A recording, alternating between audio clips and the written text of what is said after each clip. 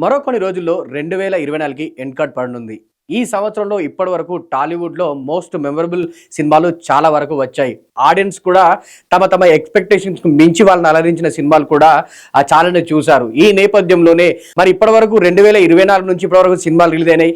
ఎన్ని సినిమాలు రిలీజ్ అయినాయి? అందులో బ్లాక్ బాస్టర్ సినిమాల్లో హైయెస్ట్ ప్రాఫిట్ సంపాదించిన సినిమా ఏది అనేది ఇప్పుడు క్లియర్ కట్ గా తెలుసుకుందాం అన్నమాట. ఇక ముందు 2024లో రిలీజ్ అయిన సినిమాల విషయం తెలుసుకుంటే మోస్ట్ బ్లాక్ బాస్టర్ మూవీస్ గా చెప్పాలంటే ముందు మహేష్ బాబు నటించిన గుంటూరు కారం, దాని తర్వాత హనుమాన్, కల్కి, దేవర, మొన్న వచ్చిన Pushpa 2 and DJ Tillu, lucky Bhaskar లాంటి సరిపోదా శనివారం లాంటి చాలా సినిమాలు బ్లాక్ బస్టర్ హిట్లుగా నిలిచాయి. అయితే ఈ నేపథ్యంలోనే తాజాగా ఈ ఇయర్ 2024 సంబంధించి హైయెస్ట్ ప్రాఫిటబుల్ మూవీ ఏదైనా ఉంది అని అంటే దానికి సంబంధించిన డీటెయిల్స్ తెలుసుకోవడానికి ఆడియన్స్ సోషల్ మీడియాలో తెగ సెర్చ్ చేస్తున్నారు. ప్రస్తుతం దానికి సంబంధించిన ఇన్ఫర్మేషన్ ఏంటనేది మనం తెలుసుకుందాం.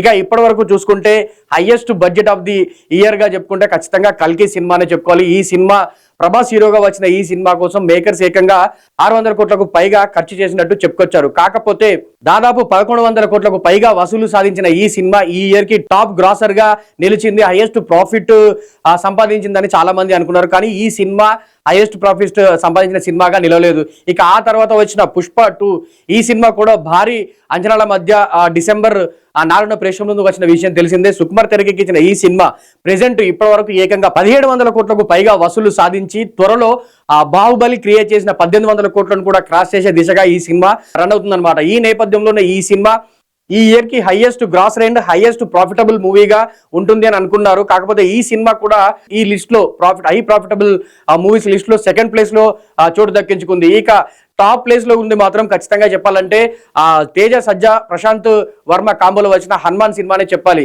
డివోషనల్ కాన్సెప్ట్ తో ఫ్యూచరిస్టిక్ సినిమాగా వచ్చిన ఈ సినిమా కేవలం 34 కోట్ల బడ్జెట్ తో సినిమాని తెరకెక్కించారు మేకర్స్.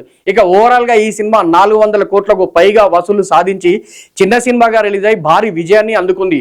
ఇక ఈ నేపథ్యంలోనే చెప్పుకోవాలంటే 100-200% ప్రాఫిట్ కాదు, ఏకంగా ఈ సినిమా 700% ప్రాఫిట్ ని ఈ సినిమా సంపాదించింది అన్నట్టుగా కూడా ట్రేడ్ వర్గాలు అనాలిసిస్ చేస్తున్నాయి అనమాట.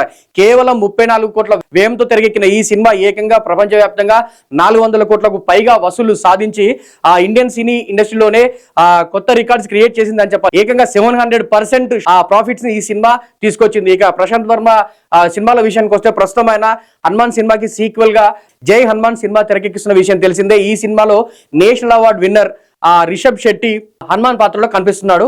ఈ సినిమా అంటే హాలీవుడ్ లెవెల్లో అత్యంత భారీ బడ్జెట్ తో విజువల్ ఎఫెక్ట్స్ అండ్ గ్రాఫిక్స్ తో భారీ ఎత్తున తెరకెక్కుతున్న ఈ సినిమా 2025 ఆ సమ్మర్ లో ప్రేక్షకుల ముందుకు వచ్చే అవకాశం ఉన్నట్టు కూడా తెలుస్తుంది. ఈ నేపథ్యంలోనే ఇప్పటివరకు 2024లో రిలీజ్ అయిన సినిమాల్లో మీకు బెస్ట్ మూవీగా ఏదనుకుంటారు అనేది కింద కామెంట్ చేయండి.